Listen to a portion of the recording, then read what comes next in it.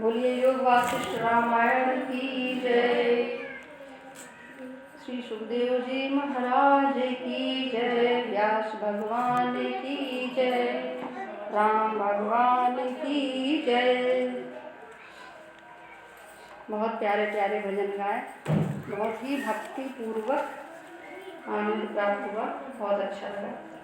और पहले क्या लय थी और अब क्या राग लय आ गया है ना, खुद में अनुभव किया होगा।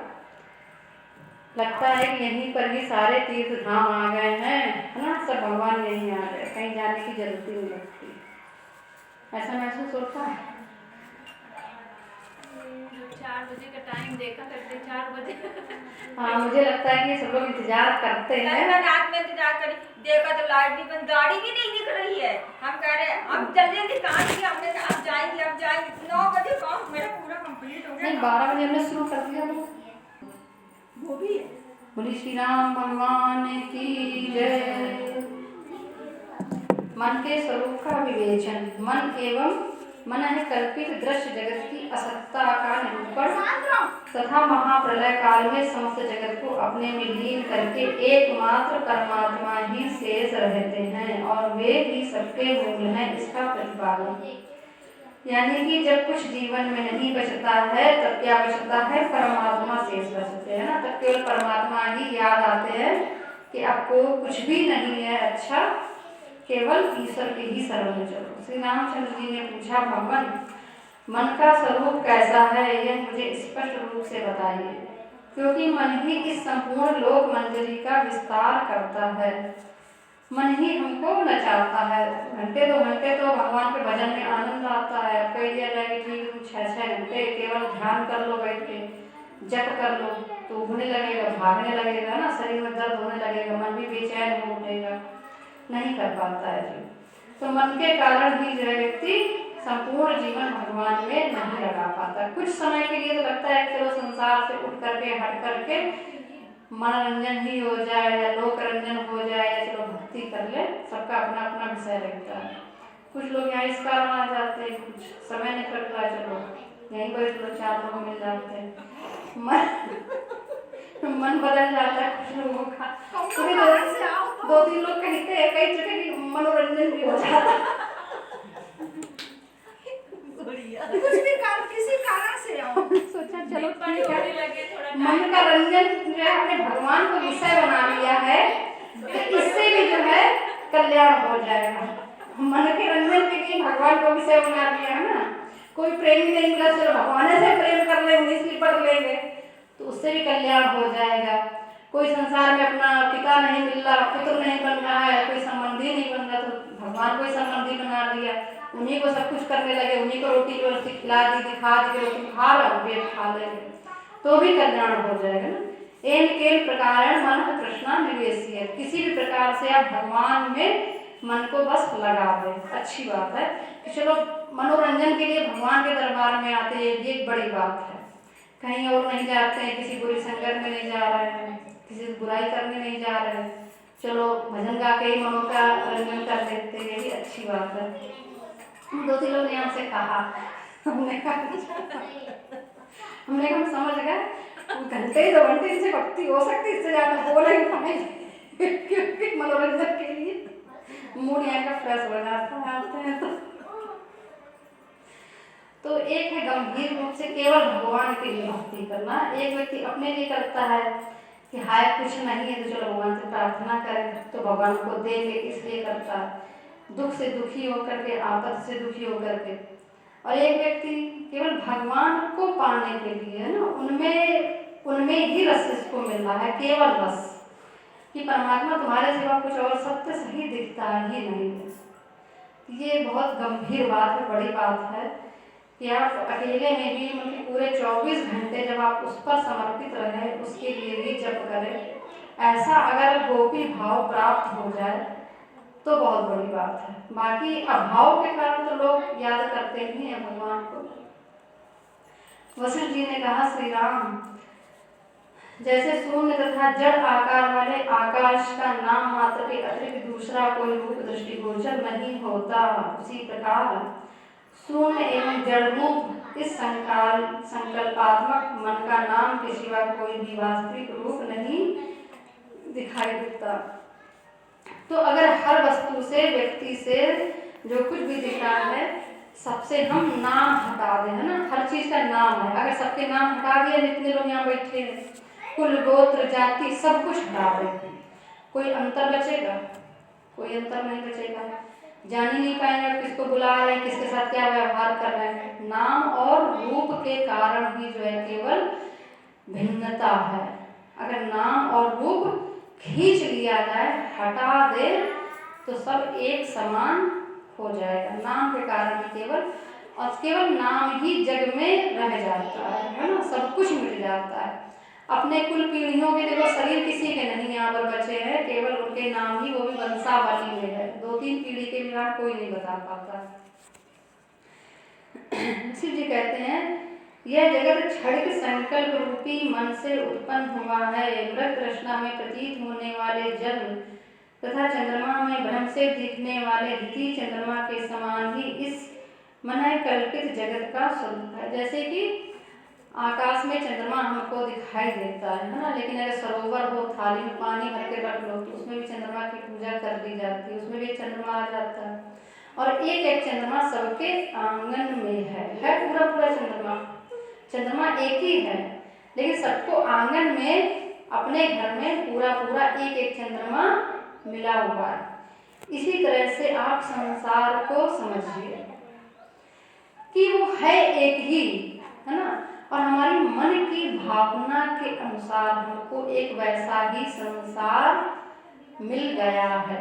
ये केवल मन की भावना के अनुसार है। अगर यही मन की भावनाएं हमारी स्वर्गलोक की हो जाए, अप्सराओं के साथ रहने का अगर हमें अभ्यास बना ले, देवताओं के साथ रहने का अभ्यास बना ले, तो हम यहीं पर देवत्व की अनुभूति करने लगेंगे। जैसे कि हम दिन में जो कुछ भी सोचते हैं, दिन में कभी जो है, अगर आप दिन भर जप किया है शिव जी के बारे में, दिन भर आपने सोचा है, उनके गुणों की चर्चा करेंगे, तो रात में उनके लोग को पहुंच जाते हैं। पता चला वहीं पर मंदिर में घंटी बजा रहे हैं, जल चढ़ा रहे हैं, है ना, शंकर जी आ गए, वरदान दे रहे हैं। तो ये सब मन की कल्पना है। जैसा जो है, हम चंद्रमा जैसे एक ही है, लेकिन सबको एक एक पूरा पूरा मिला हुआ है। उसी प्रकार से ये संसार में कुछ नहीं है, परमात्मा ही एक विशेष है। लेकिन हम जैसी दृष्टि रखते हैं, वैसी हमारी सृष्टि बनती चली जाती है। जिसके बारे में जो धारणा बना लेते हैं, तो हमारी धारणा के अनुसार उसके विचार भी बन जाते हैं। फिर हमको वो व्यक्ति वैसा ही नजर आता है, और अगला भी हमको वैसा ही सोचने लगता है। एक कथा भी संदर्भ में सुनाई थी हमने कभी। रघुनंदन, संकल्प को ही मन समझो। जैसे द्रव रूपता से जल का भेद नहीं है, और जैसे वायु से स्पंदन, चेष्टा या गतिशीलता भिन्न नहीं है, उसी प्रकार संकल्प से मन भिन्न नहीं है। जल सब जगह क्या है? एक ही है ना। अभी जो जल यहाँ पर है, वो तो अभी का जल है, बस हर पल जल जो है आगे बहता चला जा रहा है। लेकिन क्या है, जल में कोई, उसके द्रव और गुण रूप में कोई अंतर है? कोई रूप में अंतर नहीं। लेकिन एक कुछ दिव्यता होती है कि उस दिव्यता में अंतर होता है। जब उस परमात्मा तत्व को हम अनुभूत करते हैं, तो किसी विशेष पर्व है, जैसे एकादशी है, बड़ी एकादशी है, शिवरात्रि है, जन्माष्टमी है, कोई अन्य विशेष तिथि आ गई है, नवरात्र है, तो इनमें जब हम गंगा जी जाएंगे, जल देखेंगे, तो उसके जो जल का स्वरूप होता है, अनुभूति होती है। जो लोग रोज जाने वाले हैं, अक्सर जाने वाले हैं, और पर्वों पे जाएं, वो ही केवल अनुभूत कर सकते हैं, जिसकी उसमें भक्ति है। हर सामान्य व्यक्ति अनुभूत नहीं कर पाएगा। तब उस जल का जो है प्रकृति बदली दिखाई पड़ती, इतनी दिव्यता, इतनी शीतलता, मधुरता, एक नयापन दिखता है विशेष पर्वों पे।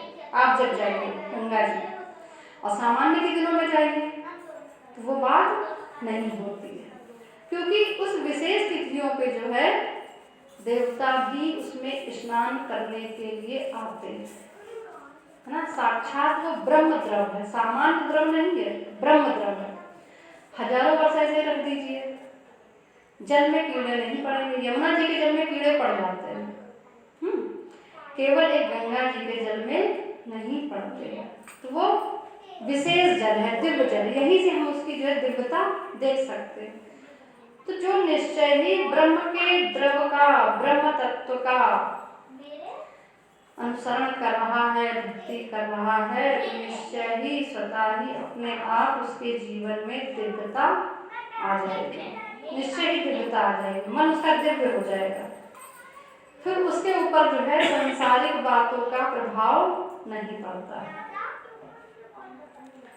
संकल्प और मन को अलग अलग नहीं कर सकते। इन दोनों के पार्थक्य का अनुभव किसी को नहीं हुआ है। मन को संकल्प मात्र समझो। संकल्प यानी जैसे हम विचार निरंतर करते जा रहे हैं, अपनी दृष्टि हम बनाते चले जा रहे हैं कि हमें क्या करना है ना। कुछ लोग जो सोचते हैं चलो घंटा मनोरंजन याद करिए, उसके बाद फिर अपनी उसी धुन में लग जाएंगे चल करके, दुनिया भर से गप सप, है ना। कुछ लोग सोचते हैं कि नहीं जो यहाँ बताया गया है उसको फॉलो करेंगे, आप कम से कम घंटा और यहाँ पर बैठे 2 घंटा अपने घर में भी हम जप करेंगे एकांत में बैठ के, है ना। कुछ लोग जो है साधु बनने की तैयारी कर रहे हैं, कुछ लोग सोचते हैं बस टाइम पास अपना। तो वैसा ही जो है हमारे सामने आता चला जाएगा। वह समष्टिगत मन ही पितामह ब्रह्मा है। अतिवाहिक देह संकल्प में शरीर रूपी ब्रह्मा को लोक में समष्टिगत मन कहा गया है। अविद्या, संसार, चित्त, मन, बंधन, मल और तम, इन्हें श्रेष्ठ विद्वानों ने दृश्य के पर्यायवाची नाम, देखो जो संसार है इसको क्या कहा गया, अविद्या कहा गया है। अविद्या यानी कि जो ग्रहण करने योग्य नहीं है। मल भी इसको कहा है देववाणी में, हमारे ग्रंथों में। तम भी कहा है यानी कि अंधकार भी कहा है संसार को, और बंधन भी कहा है, चित्त भी कहा है और मन भी कहा है। तो आप अपना जो है आकलन भी कर सकते हैं कि आप कितने जो है साधु हैं और कितने भक्त हैं या कितने संसार में। यानी कि अगर आपका जितना मन संसार में लगता है या नहीं लगता है कि भगवान में लगता है, खुद का जो है आकलन कर सकते हैं इन ग्रंथों से। जब तक हम अपना आकलन नहीं करेंगे कि हम कितने पानी में है, तब तक हमारी उन्नति और प्रगति नहीं हो। अगर वाकई जो है आध्यात्मिक पथ पे चलना है तो यह दृश्य प्रपंच वास्तव में उत्पन्न ही नहीं हुआ है। यह बात मैं आगे चलकर फिर बताऊंगा। जैसे प्रकाश का आलोक स्वभाव है, जैसे चपलता वायु का स्वभाव है, और जिस प्रकार द्रवीभूत होना जल का स्वभाव है। तो जल लिक्विड जिसे इंग्लिश में कहते हैं द्रव, ठीक, वायु यानी गैस कहते हैं, उड़ती रहती है, चलती रहती है। तो जो कुछ चल रहा है, उड़ रहा है, वो वायु ही है, ठीक। वायु अगर नहीं हो क्या सांसें चल पाती हैं? सांसें भी नहीं चल पाती हैं। तो ये वायु ही तो सांस है, हमारे प्राण है। वायु रुक जाए तो किसी का जीवन है, किसी का भी जीवन नहीं है। तो क्या जो प्रकाश है ना, जो प्रकाश है वो उसी से ही हम देख पा रहे हैं। तो दिव्यता जहाँ पर है, प्रकाश परमात्मा का जहाँ जहाँ पड़ रहा है वहीं पर हमको दिखाई दे रहा है, वहीं पर नेत्र है। तो आप ये सोचिए कि ये भी एक बहुत बड़ी बात है कि हमको परमात्मा ने 2 साबुत पूरे नेत्र सही सलामत दिए हैं ना। है ये देखो ग्रंथ से प्रमाणित हो रहा है कि हमारे अंदर ये जो बहुत बड़ा गुण और वरदान है परमात्मा का, कि हम परमात्मा के प्रकाश को देख सकते हैं। प्रकाश है तो नेत्र है, जब नेत्र ही नहीं है तो प्रकाश भी नहीं है। अगर आप मन का विकास ना कर पाए, मन का विकास करना, मन को दिव्य बनाना बहुत कठिन बात है, बहुत ही मेहनत की बात है। लेकिन आँखों को तो कम से कम अपने दिव्य बना ही सकते हैं इन ग्रंथों के द्वारा, कि हम सही देखने का अभ्यास करें। मन तो इतना चंचल है, पल पल में बदलता है, यानी कि भक्ति करते करते, जब करते करते भी बदल जाता है। लेकिन आँखों को तो हम सही दृश्य में लगा सकते हैं, अच्छा देखने। जैसे सुवर्ण में बाजूबंद और कटक कुंडल आदि की स्थिति है, जैसे मृत तृष्णा की नदी में जल की स्थिति है, और जैसे सपने की नगरी में उठाई गई दीवार की स्थिति है, उसी प्रकार दृष्टा में दृश्य की स्थिति मानिए। अगर आप सोएंगे तो सपने 100% आएंगे। ये बात अलग की है कि आपको याद ना रहे। ये वैज्ञानिकों ने भी प्रमाणित किया है कि जो व्यक्ति सोता है तो वो सपने जरूर देखता है। अब याद है या याद नहीं ये बातें करना, लेकिन सपना आएगा जरूर, चलेगा, मन चलेगा जरूर।